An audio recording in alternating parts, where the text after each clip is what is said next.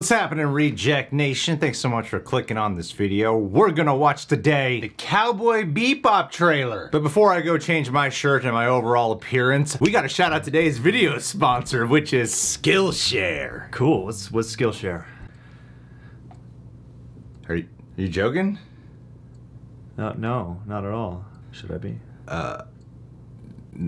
No. Skillshare is the most prolific learning community on the internet. They have literally thousands of classes dedicated to helping you grow your existing skills and unlocking new ones. Like John, what's a passion for you? Money. That's great, because I actually just checked out Emily Simcox's Bookkeeping for Freelancers course. Oh wow. Does she discuss the different kinds of bookkeeping and ways to strategize your finances come tax time? Yeah. That's exactly what she did. She's even got tips for organizing your documents and decided what kind of official business organization is best for you. Dude, that sounds amazing. Where can I take this course? On Skillshare. Why are you... What is Skillshare? The first 1,000 people to use our link can get a free trial to Skillshare Premium membership. Oh, Skillshare. I know what Skillshare is. I've written a few ads for Skillshare, actually.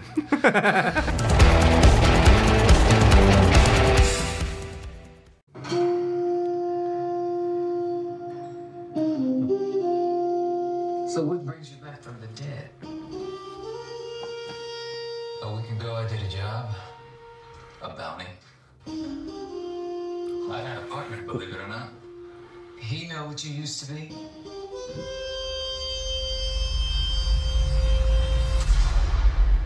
Will I ever see you again? She's the actress playing Anna. If you need to find me. I go by Spiegel these days. Huh.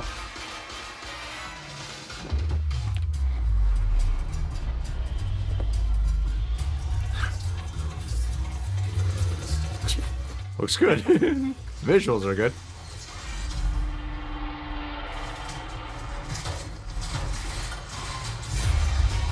In this solar system, if the cops and the bounty hunters don't get you, the syndicate will. There's no happy ending here. Spoken like a man who's never been in love. I was. What happened? I was dreaming.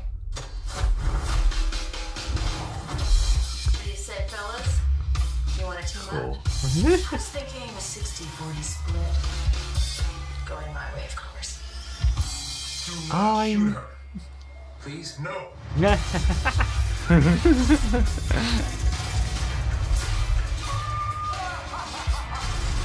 What the actual fuck? Hey, got an effort in here. Yeah. We're a team. The three of us. Go grab some bounties. Please, I just want to kill it a little bit. God damn it, Spike. This jam. Oh, we got a water up in here. I was vicious back there. Yeah. Bathroom fight. You good guys? Or bad guys? Depends on who you ask.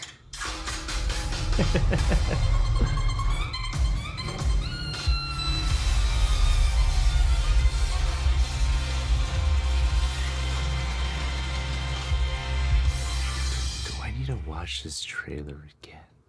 Perhaps. Let's go for 2 on that copyright claim. I mean, we're undoubtedly getting a copyright claim. So there's an ad on this video, yeah. Oh yeah. No, I think I know how I feel about this. Visually, they've managed to bring some of, like, for reference, but like a panel to life. Like the aesthetic, the color palette and such, and the costume design and the sets, the bebop. A big part of this show is the chemistry amongst our 3 main characters. You know, Scooby, Shaggy, And Velma. Absolutely.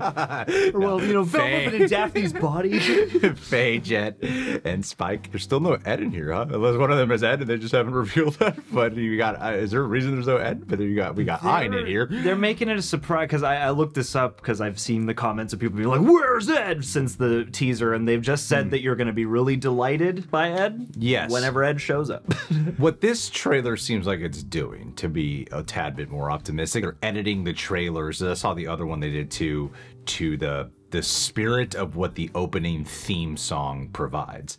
But the show, to me, and you get a kind of a sense of it in the opening scene here with Anna, like a film noir, sci-fi, western.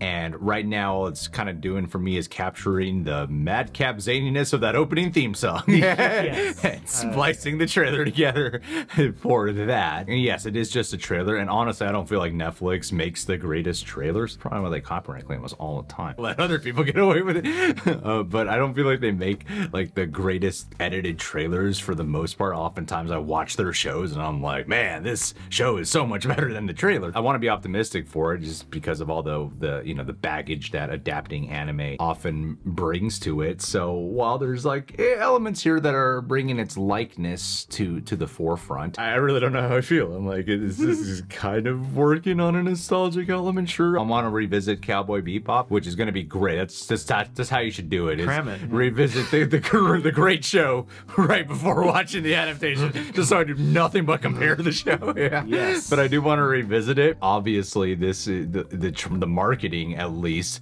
is placating and pandering specifically towards the people who are fans of Cowboy Bebop, because I feel like if you don't watch Cowboy Bebop, you're kind of like, I don't know what's happening, but this looks cool. You know? Yeah, it's got a lot of crazy sets and production values and whatnot. But yeah, I feel like it's always hard to encapsulate a show in a trailer anyway. And I mean, to me, I haven't seen the entire show. I've been working my way through the show, and one thing that's very much endeared to me, you have this oscillating tone where you have, the sci-fi and the madcap and the fun and the action, but it's also intermixed with all the requisite action and plot stuff that you want, all the sci-fi goodies, but also then really seamlessly and conscientiously they weave that in with these very, like when the show hits transcendence, it goes into these places where it's, you know, very textural and tonal, and it's just the music coalescing with the visuals and whatnot, and then a lot of the time you're kind of just like in the day-to-day of these situations with them, and there's a lot of esoterica that's a bit quieter than this.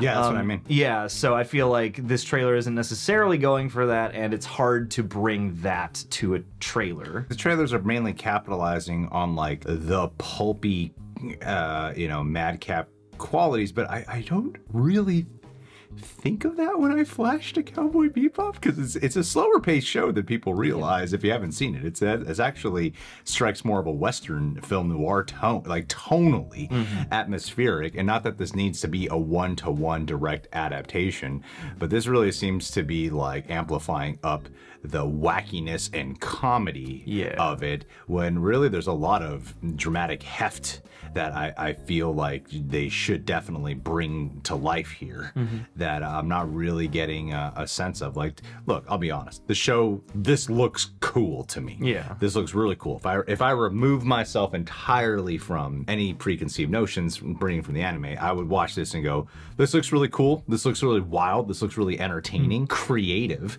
And so, yeah, I mean, if I completely separate myself, 1000%, this looks like a lot of fun. But at the same time, though, I'm not really getting a sense of, if I completely remove myself from the show, I'm like, I kind of got a sense of the characters here. I'm liking what John Cho is going for, would capture the apathetic nature of Spike, essentially, is what he's trying to do, right? That very relaxed, too cool kind of, But I see a lot of people might come in, but all you're doing is compare it to the show. I'm like, well, the show, the marketing is just trying to make you honing in on your love for the show. Well, so you're gonna compare it when that's what the marketing's doing. One big part of what they're trying to do is realize the show. I don't think they're making an effort to go way off the beaten path of what the show is. I feel like part of the point is that they do want to translate it as faithfully and within the spirit, as they've said often, as they want to do it in the spirit. When they say that, I don't see anything that fully encapsulates the spirit. Yeah, not from this trailer. And two, I mean, one benefit of the doubt I'll give them is I think for characters like this, especially in live action and in things that are more stylized and zany, things that need time for you to kind of breathe with them and see how they operate